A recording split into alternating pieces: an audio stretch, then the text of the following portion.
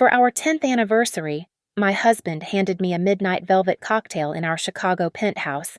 As I raised the glass, a text on his phone froze my blood. It read, "Make sure she drinks it all. The tickets are booked." In a heartbeat of pure survival instinct, I distracted him and switched our identical cups. Then I watched in silence as the man I loved swallowed the poison he had prepared for me.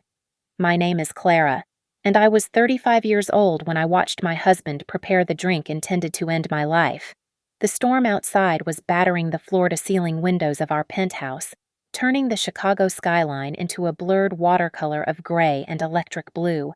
Inside, the atmosphere was suffocatingly perfect. Dozens of unscented candles flickered on the marble countertops, casting dancing shadows against the walls, while a slow, melancholic jazz record spun on the turntable. It was the kind of romantic setting Derek always curated when he felt guilty, though tonight, the guilt seemed to be weighing on him heavier than usual. I sat at the kitchen island, smoothing the fabric of my silk dress, watching him at the wet bar. He was making our signature anniversary drink, the Midnight Velvet. It was a complex concoction involving gin, creme de violette, and a specific herbal infusion that gave the liquid a deep, ominous purple hue. Derek moved with a practiced rhythm, but his shoulders were tight, drawn up toward his ears. He looked handsome in the dim light, the silver at his temples catching the candle flame, but there was a sheen of sweat on his upper lip that the air conditioning could not explain. "Here we are," he said, his voice sounding a fraction higher than normal. He carried the 2 crystal coupes over to the island. The aroma hit me first, a heavy wave of juniper and the sharp medicinal tang of the herbs. It was intoxicating, usually my favorite scent, but tonight it made my stomach turn. As he placed the glass in front of me, the liquid rippled violently against the rim. His hand was trembling. He pulled it back quickly, hiding it in his pocket. But I had seen it.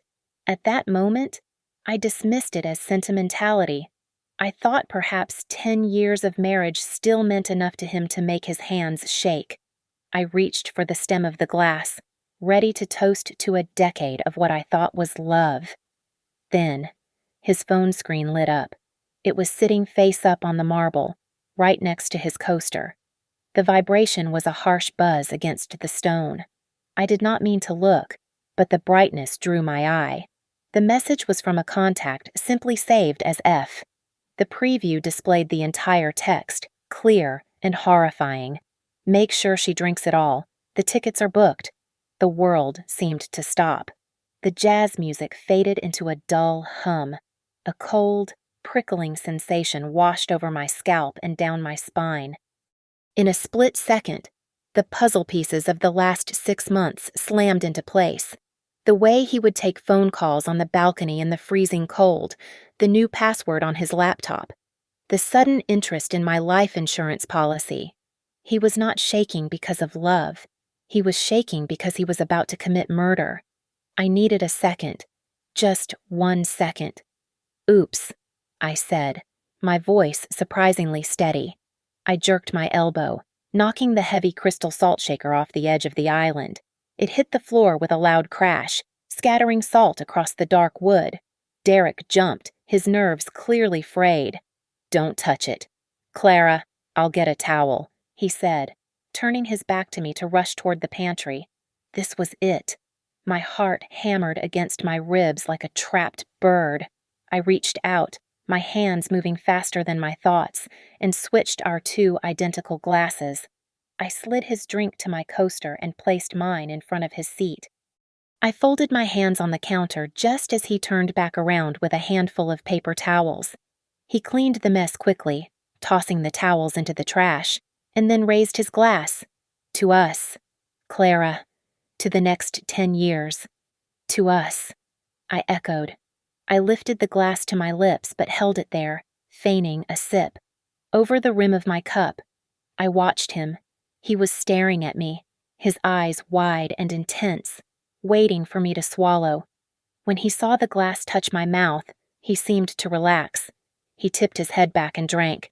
He drank the entire glass in one long, desperate gulp, as if he wanted to get the act over with. We sat there for 3 minutes. I counted every second in my head. We made small talk about the weather, about the music. Then, Derek coughed. It was a wet rattle of a cough. He reached for his throat, his eyes bulging. "Derek," I asked, standing up. He tried to speak, but only a strangled gurgle came out. His face turned a violent shade of beet red. He clawed at his neck, his fingernails leaving white streaks on his skin. Then his eyes rolled back into his head, and he collapsed off the stool, hitting the floor hard. His body began to seize, legs kicking against the cabinets. I grabbed my phone and dialed 911. "My husband is collapsing. Please hurry." I screamed into the receiver, playing the part of the terrified wife. But as I gave the operator our address, my free hand moved with cold precision. I grabbed my drink, the one he had poisoned, and poured the purple liquid into an empty cosmetic jar I had in my pocket from my evening touch-up. I screwed the lid on tight and slid it deep into my pocket just as Derek's seizing slowed to a terrifying stop. The ambulance ride to St. Jude Hospital was a blur of siren wails and flashing red lights that strobed against the rain-streaked windows. I sat on the bench seat, my body vibrating with the vehicle's speed, clutching my purse so tightly my knuckles turned white. Inside that bag was the cosmetic jar containing the midnight velvet cocktail, the evidence that would either save me or condemn me. We arrived at the emergency bay, and I watched as paramedics unloaded the stretcher. Derek was a dead weight, his face covered by an oxygen mask, his expensive suit jacket cut open to reveal the chest heaved by a mechanical ventilator. Dr. Aris, the lead toxicologist, met me in the waiting area 40 minutes later. He looked exhausted, rubbing the bridge of his nose before addressing me. He told me that Derek was suffering from acute neurotoxicity. He explained that the poison was not a common household chemical, but a complex, synthetic agent that attacks the nervous system almost instantly. Derek was in a critical condition, trapped in a deep coma. The doctor said it was a miracle he was alive at all, though the next 24 hours would be the deciding factor. Before I could process the medical jargon, the police arrived. Detective Reynolds was a man who wore his skepticism like a cheap cologne. He steered me into a small, sterile family consultation room and did not waste time with pleasantries. He asked if Derek had been depressed. He asked if we were in significant financial debt. His questions were sharp, designed to catch me in a lie. He suspected a suicide attempt, or worse, a domestic dispute gone wrong. I knew I had to act before the narrative spun out of my control. I opened my purse and placed the cosmetic jar on the metal table between us. I looked Reynolds in the eye and told him that my husband did not try to kill himself. I told him that glass was meant for me. I explained how we had switched drinks by accident. Reynolds stared at the jar, then at me, his eyes narrowing. He put on a glove, bagged the jar as evidence, and left the room to speak with the medical team. Left alone. I knew I had a very small window of opportunity. I walked back to the trauma unit. The nurses were distracted by a car crash victim rolling in through the double doors. I slipped into Derek's cubicle. He lay there, vulnerable and silent. They had not yet bandaged his face or obstructed his eyes. My heart hammered against my ribs as I retrieved his phone from the plastic bag of personal effects on the bedside table. I held the device up to his face. For a terrifying second, the screen remained black, but then the padlock icon clicked open. I was in. I turned my back to the bed and tapped the messaging app. The thread with F was at the top. I opened it, and the air left my lungs. The contact name was Fiona. I scrolled up, reading through 8 months of deception. The messages were not just romantic, they were transactional and cruel. Fiona had texted him 2 days ago saying that the pharmacy inventory count was off, so she could smuggle the compound out without anyone noticing. She urged him to finish it quickly so they could claim the insurance money. I clicked on her profile picture. She was wearing a white lab coat, standing proudly in front of a logo for a rival pharmaceutical conglomerate. She was a pharmacist. She had used her knowledge to brew a weapon, and my husband was the delivery system. I went to the photo gallery. I found an album titled Freedom. It was filled with screenshots of real estate listings in South America and flight itineraries. One screenshot showed 2 one-way tickets booked for the day after my funeral would have been held. They planned to disappear with my life insurance money, leaving my cold body in the ground as the foundation for their new life. A wave of nausea hit me, stronger than the shock. Derek had not just cheated on me. He had looked me in the eye for months, kissed me goodnight, and planned my murder with the cold calculation of a butcher. I looked back at him, lying comatose in the hospital bed. The love I had felt for 10 years evaporated, replaced by a cold, hard resolve. I slipped the phone back into the bag. I would not collapse. I would not let them win. I had to find out everything, and I had to do it before he woke up. I walked into the glass lobby of Vanguard Logistics with the practiced poise of a CEO's wife. But inside, I was crumbling. I told the receptionist I was there to collect some insurance forms for Derek. The silence that followed was heavy. A senior manager, a man who had been at our wedding, walked out and looked at me with confusion. He told me Derek had been fired 3 months ago. He said it was embezzlement, that they had kept it quiet out of respect for me. But Derek had been escorted out by security. I felt the blood drain from my face. He had been leaving the house every morning in a suit, kissing me goodbye, and going nowhere. I managed to convince his old secretary, a woman who had always liked me, to let me look through the box of personal effects he had left behind in storage. Buried beneath old gym clothes and corporate awards was a manila envelope. Inside were demand letters from a shadow lending firm, detailed threats that made my skin crawl. Derek owed $2 million to loan sharks. Beneath the debt was the solution. I found a copy of a life insurance policy taken out on me just 6 months ago. The payout was $5 million. The sole beneficiary was Derek. It was a cold, mathematical equation. My life was the check that would clear his balance. I left the office and drove. I followed the GPS coordinates I had pulled from the metadata of the photos in his phone. The drive took me away from the skyline and into the gray, crumbling outskirts of the city. I parked down the street from a peeling 2-story complex. It was a far cry from our penthouse. I saw her, Fiona. She was in the small, weeds-choked backyard, standing over a rusted metal drum. Flames were licking up the sides. She looked frantic, shoving handful of paper into the fire, her head snapping left and right like a cornered animal. I waited, slumped low in my seat, until she ran back inside and drove off in a battered sedan. I moved quickly. The air smelled of smoke and burning plastic. I used a stick to fish out the papers that had not yet turned to ash. Most were illegible, but one fragment remained intact. It was a chemical structure, a complex formula for a sedative. I recognized the handwriting from the notes in the margins. It was hers. She had not just bought the poison, she had engineered it. Derek was the delivery boy, but she was the architect. I was about to leave when I saw something glossy near the bottom of the trash bag she had left next to the drum. It was a crumpled ultrasound image. I smoothed it out against my palm. The name on the top was Fiona, and the date was recent. I did the math in my head. She was 4 months pregnant. The wind cut through my coat, but I felt numb. The picture was complete, and it was uglier than I could have imagined. Derek was not just running away with a lover.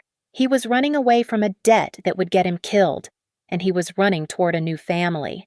He needed the money to pay the sharks. He needed the freedom to raise this child, and I was the only thing standing in the way of both. I was not a wife to him anymore. I was a $5 million obstacle that needed to be liquidated. I arranged to meet Fiona at a crowded coffee shop downtown, a neutral ground where screams would attract attention.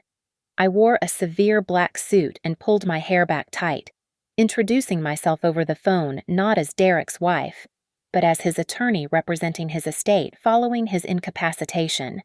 When she walked in, I recognized her immediately from the photos. She was younger than me, with a sharp, intelligent face softened by an air of carefully cultivated innocence.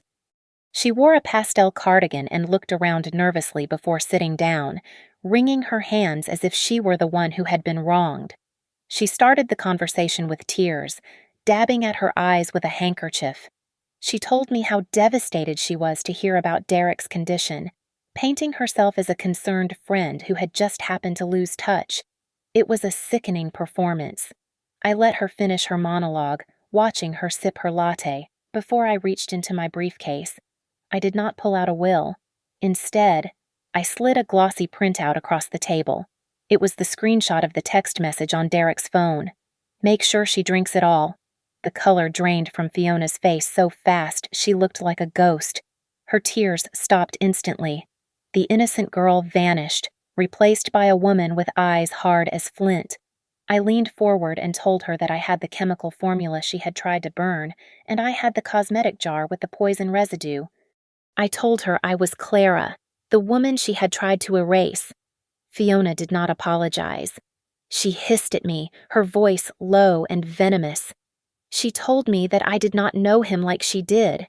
She said Derek had told her everything. She claimed that for 10 years. I had been a monster. According to Derek, I was the one who was cold, abusive, and controlling.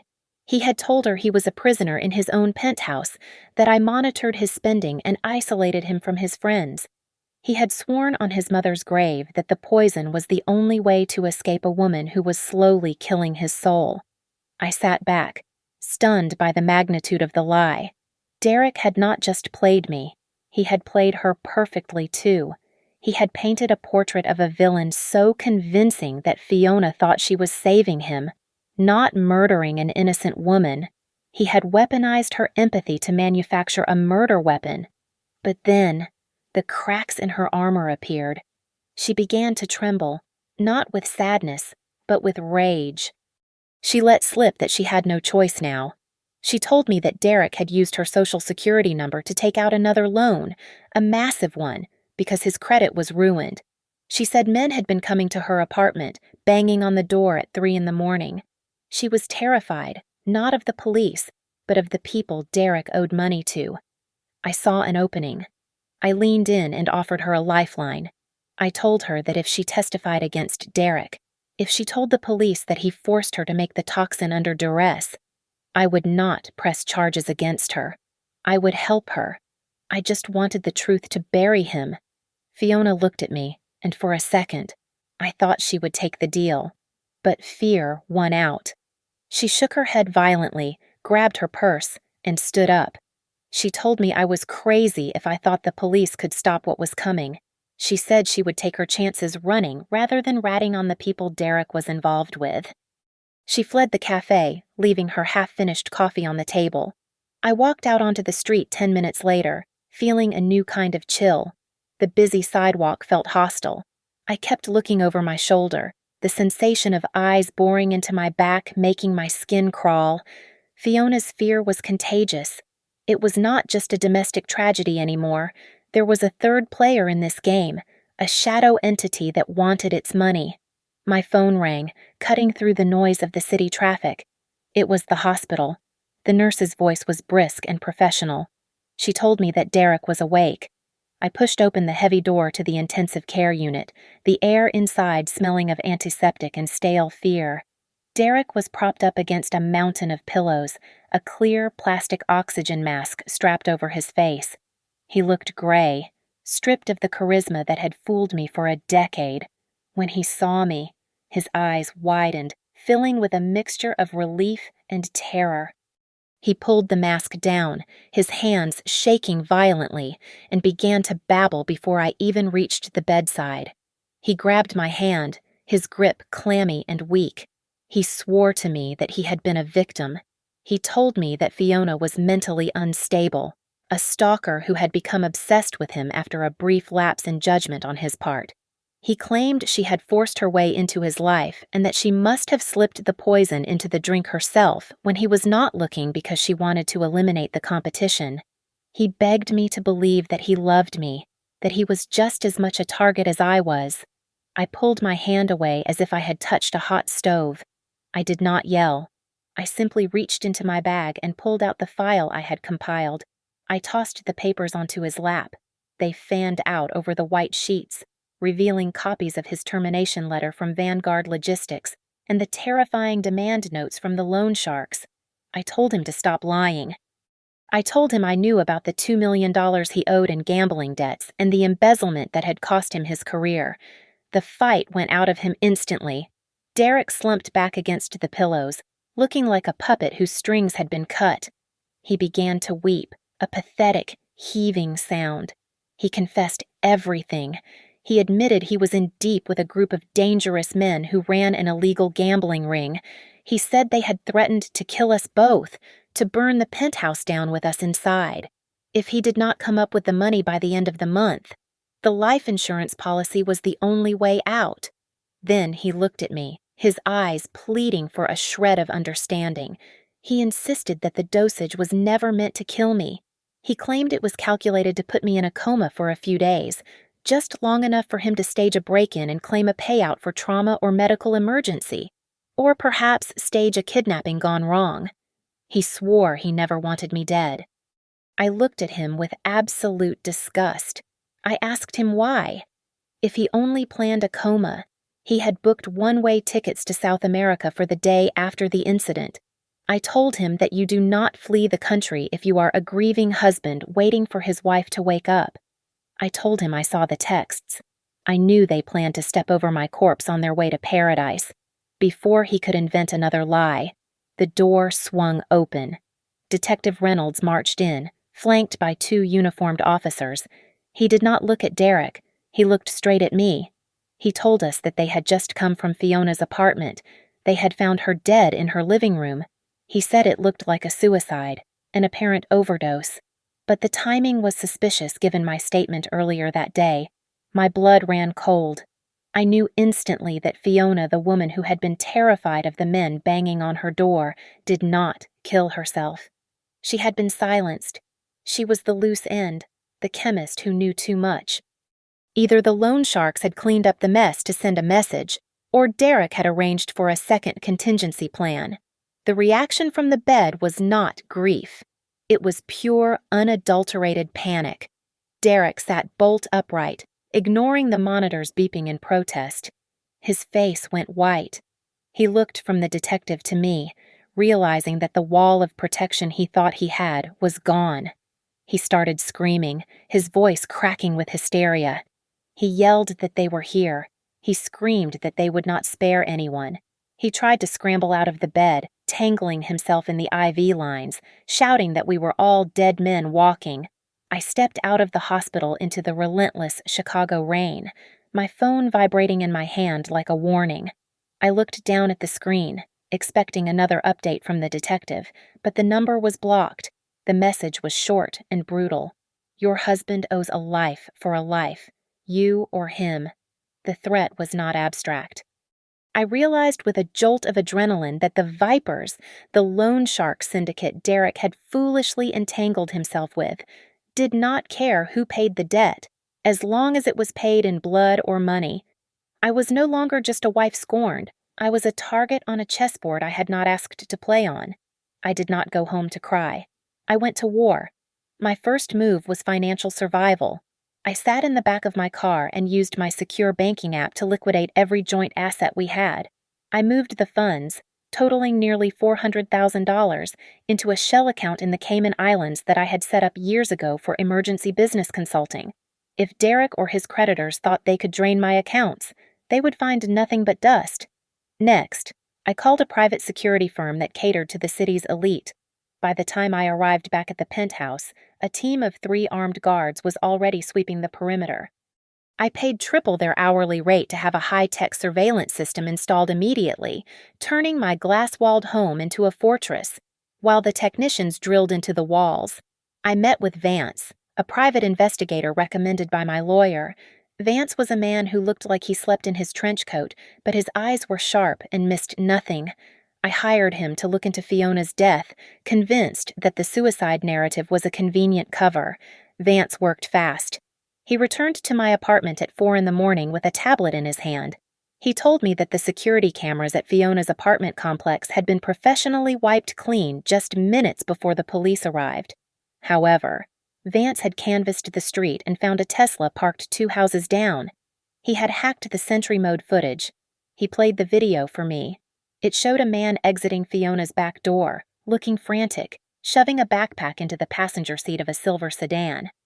The rain obscured his face, but I knew that walk. I knew the nervous hunch of the shoulders. It was Mark, Derek's former executive assistant at Vanguard Logistics. The realization made me sick. Derek had not acted alone. He had recruited help from his old life. Mark was a sycophant, a man who had always looked at Derek with pathetic admiration, desperate for approval and a quick buck. I tracked Mark down at his studio apartment in the Arts District just as the sun was trying to break through the gray clouds. I did not go alone. 2 of my bodyguards waited in the hall. When Mark opened the door, he looked like he had not slept in a week. His eyes were bloodshot, and he smelled of stale whiskey. I pushed past him into the room and played my bluff. I told him that Derek had confessed everything to the police. I told him that Derek had pinned Fiona's murder entirely on him to save his own skin. Mark crumbled. He began to pace the room, pulling at his hair. He screamed that Derek was a liar. He admitted that Derek had promised him 10% of the $5 million insurance payout. All Mark had to do was go to Fiona's house and retrieve the evidence of the poison and the text messages. He told me he never meant to hurt her. He said he broke in, but Fiona was there, and she panicked. She started screaming that she was going to the police. Mark said he just tried to keep her quiet, to stop her from ruining the plan. He admitted to staging the suicide to cover his tracks. I stood there, listening to the banality of evil. A woman was dead because this man wanted a 10% cut of my murder. As Mark sobbed into his hands, I reached into my pocket and stopped the recording on my phone. I had everything I needed. I had the confession that would put him away for life, and the lever that would finally crush Derek. Vance dropped a cardboard box on my coffee table. It smelled of soot and dead secrets. Inside, amidst the charred remains of Fiona's life, I found a blue folder that had miraculously survived the fire in the drum. It was not a love letter. It was a medical file from the City Children's Hospital. The patient's name was Zoe. She was 5 years old. I felt a phantom blow to my stomach. Fiona was pregnant. Yes. But this file was not about the unborn child who died with her.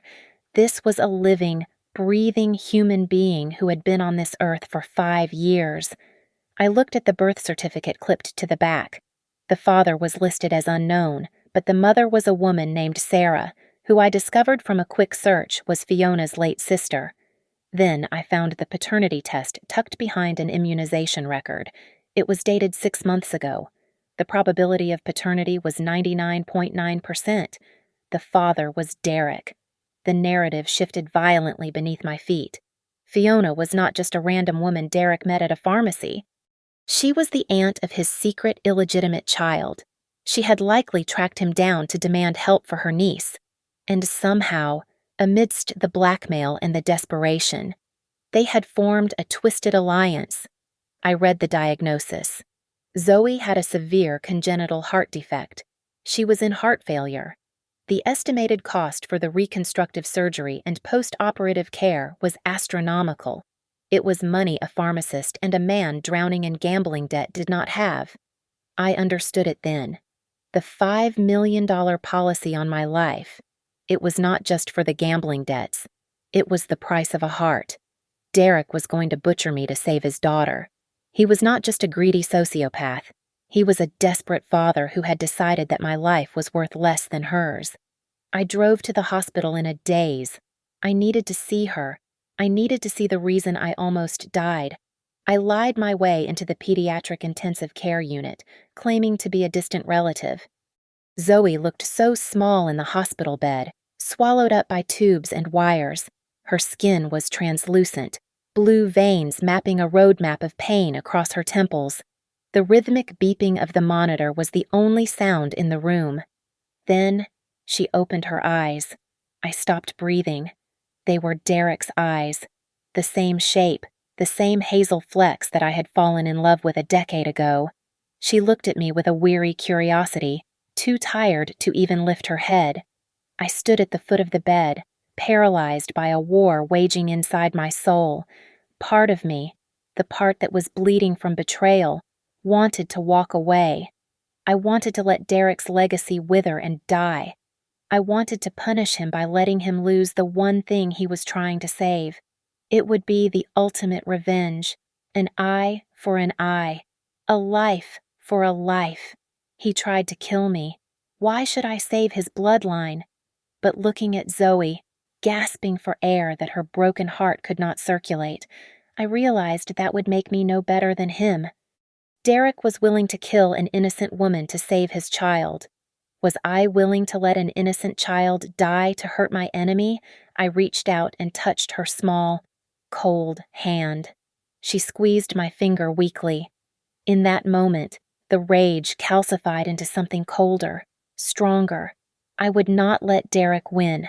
I would not let him be the hero who sacrificed his wife for his daughter, but I would not let Zoe pay for the sins of her father. I would save her, but I would do it on my terms. I would take away his justification, his martyrdom, and his daughter.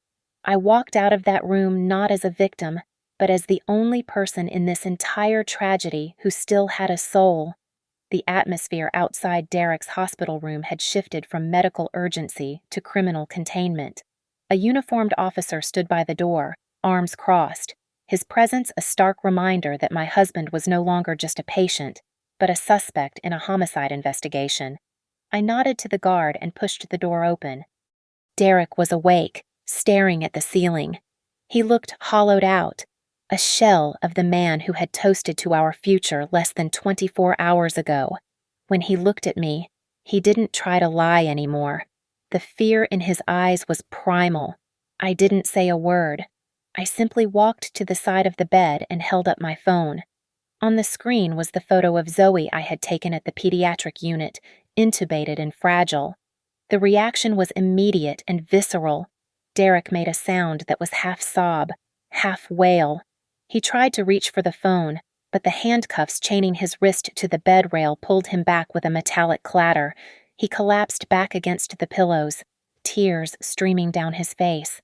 He confessed everything then, not to the police, but to me. He told me about the day Fiona found him, about the daughter he didn't know he had, and the congenital heart defect that was killing her. He spoke of the gambling debts that had started as a way to pay for her treatments and had spiraled into a death sentence from the loan sharks. He looked at me with broken eyes and told me he became a monster because he couldn't watch his child die. He wanted my life insurance to be her heartbeat. I listened to him with a strange sense of detachment. I felt pity, yes, but it was the kind of pity you feel for a rabid dog that needs to be put down. He had justified my murder with his love for another. I waited for him to finish, for the silence to settle in the room. Then I made my offer. I told him that I had seen Zoe. I told him that she was innocent in this web of filth he had spun. I told him that I had the liquid assets to pay for her surgery, the best surgeons in the country, and the post-operative care she would need for the next 5 years. Derek stopped crying. He looked at me with disbelief, searching for the trick. I told him I would pay for it all. I would save the life he tried to kill me to save. But there was a price. I pulled a folder from my bag. Inside were emergency divorce papers my lawyer had drafted within the hour, and a statement of confession. I laid out the terms. He would sign the divorce papers immediately, transferring any remaining assets to me, though we both knew he had nothing but debt. More importantly, he would give a full, on-the-record confession to Detective Reynolds. He would admit to the poisoning, and he would implicate Mark in Fiona's murder. He would take the fall, go to prison for decades, and never see the outside world again. "If you do this," I said, my voice steady and cold, "Zoe gets her heart. If you fight me, if you try to lie, I walk away, and she dies before you even go to trial." Derek looked at the papers, then at the photo of Zoe on my phone, and finally at me. He realized then that I held the power of a god over his world. He nodded, a broken, jerky motion. He reached for the pen with his free hand, his fingers trembling, and signed his life away. He chose his daughter. It was the only decent thing he had done in years. I walked out of the room 5 minutes later. I told the officer outside that the suspect was ready to confess. As I walked down the sterile white hallway, I expected to feel triumphant. I had won. I had outsmarted the husband who wanted me dead, the mistress who brewed the poison, and the debts that threatened to swallow us. But all I felt was a vast, echoing emptiness. I had saved a child, but I had lost the last 10 years of my life to a lie. I sat in my car and made the call to my banker. I authorized an anonymous donation to the Pediatric Cardiology Department of the City Children's Hospital, earmarked specifically for the patient in room 412. The transaction was instant. Zoe would live. By the time I started the engine, the news alerts were already pinging on my phone. The headlines were sensational. The anniversary poisoning, the wealthy executive and the deadly toast. My face, or a pixelated version of it, was about to be everywhere. I turned the radio off and drove into the Chicago night, alone in a city of millions. The judicial process, usually a slow and grinding machine, moved with startling speed thanks to the mountain of evidence I had handed over to the state. There was no need for a long, drawn-out investigation when the victims provided the weapon, the motive, and the confession signed in ink. The trial took place 3 months after the night of our anniversary, and I sat in the front row, dry-eyed and composed, wearing a dress that cost less than the shoes I used to wear to Derek's galas. Mark was the first to face the music. His attempt to paint himself as a hapless pawn crumbled when the prosecution played the recording I had made in his apartment. The jury did not see a victim. They saw a man who was willing to cover up a murder for a payout. He was convicted of the voluntary manslaughter of Fiona and conspiracy to commit murder. The judge sentenced him to 20 years in a federal penitentiary. As they led him away, he didn't look at me or Derek. He just stared at the floor. A man who had gambled his freedom on a 10% cut and lost everything. Then it was Derek's turn. The man who had promised to love and cherish me stood before the bench in an orange jumpsuit that hung loosely on his frame. His defense attorney tried to argue for leniency based on emotional distress and the desperate situation with his daughter, but the state argued premeditation. The texts about flight tickets and the sheer calculation of the poisoning were damning. He was found guilty of attempted first-degree murder and insurance fraud. The judge sentenced him to 15 years without the possibility of parole for the first 10. As the bailiffs moved to cuff him, Derek turned his head. He looked searching for me in the gallery. His eyes were filled with a profound, watery regret, a silent plea for some kind of acknowledgement of our shared past. I saw him look, but I did not meet his gaze. I fixed my eyes on the wooden seal of the state hanging above the judge's head. I would not give him the satisfaction of a final connection. I let him be dragged out of the courtroom, seeing only my profile, cold and unyielding as stone. The loose ends of the criminal underworld were tied up shortly after. Utilizing the data recovered from Derek's phone and his confession, the police launched a series of raids against the Viper Syndicate. It turned out Derek was not their only victim, and the sheer volume of evidence led to a massive RICO case that swept the loan sharks off the streets. The threat that had terrified me, the shadow of a life for a life, evaporated behind bars and police tape. With the legal battles over, I turned to the physical dismantling of my old life. I put the penthouse on the market. I could not live within those glass walls anymore. The view of the city was tainted by the memory of Derek choking on the floor. It sold quickly to a young tech entrepreneur who knew nothing of the history. I took the money and bought a small, quiet studio apartment in a brownstone on the north side. It was modest, lacking the wet bar and the marble islands, but it felt safe. I started seeing a therapist twice a week. We talked about trust, about the violation of intimacy, and about the night I held a glass of poison and made a choice to survive. It was slow work. There were nights I woke up sweating, convinced I could smell the herbal scent of the midnight velvet. But those nights were becoming fewer. Through my lawyer, I received the final update on the only innocent party in this tragedy. The surgery had been a complete success. Zoe's heart was beating strong and steady. Since Derek was incarcerated and Fiona was gone, she was placed into the foster care system.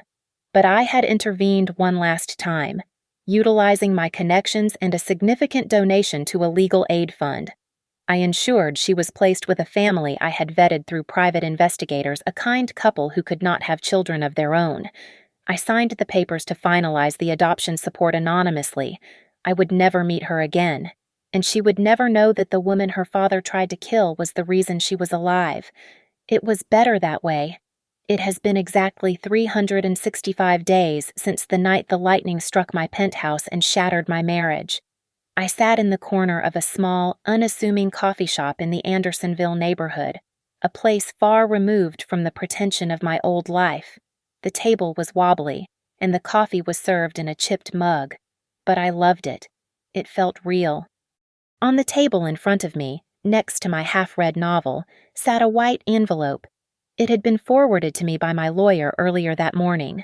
The return address was stamped in red ink, identifying it as property of the state correctional facility.